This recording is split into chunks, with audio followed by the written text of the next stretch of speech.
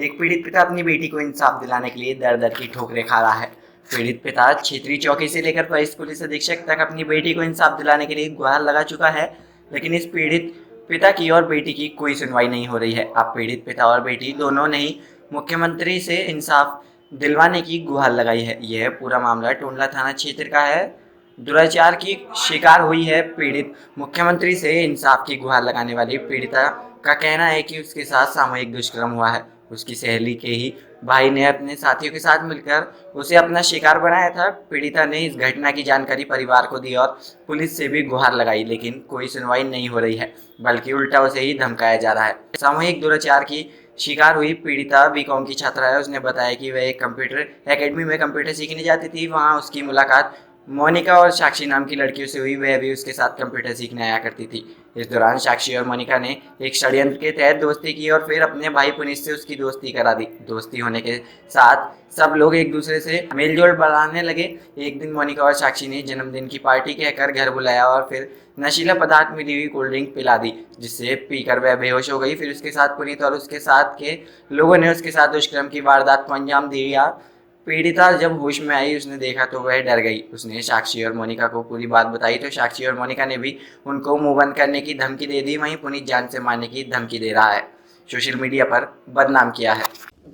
मैं कंप्यूटर की क्लासेस कर रही थी, तो वहाँ पे मेरी दो दोस्त थी। उन्होंने मेरे से स्टार्टिंग में की दोस्ती। उसके बाद अपना जो भाई है उससे मेरी फ्रेंडशिप कराई। फिर हमारा आना जाना होने लगा। फिर उसके बाद इसके भाई ने और इसने मेरे को अपने यहाँ पे बुलाया और मुझे कुछ देकर फिर मुझे मेरे साथ का गलत काम किया। फिर मैं थाने गलत गई। वहाँ पे मेरी कोई भी नहीं सुन रहा है। तो आप क्या चाहती हैं? मैं चाहती हूँ कि उसके खिलाफ़ FIR हो और उसने जो किया है उसकी वो मिल सजा। नाम दिव्यांशी है। क्या हुआ? मेरे साथ एक SI है, वो FIR नहीं नोट कर रहा है। क्या घटनाक्रम हुआ? घटना मेरा नाम श्याम सुंदर है। क्या घटनाक्रम हुआ? क्या मामला है? मामला मेरी बिटिया का है।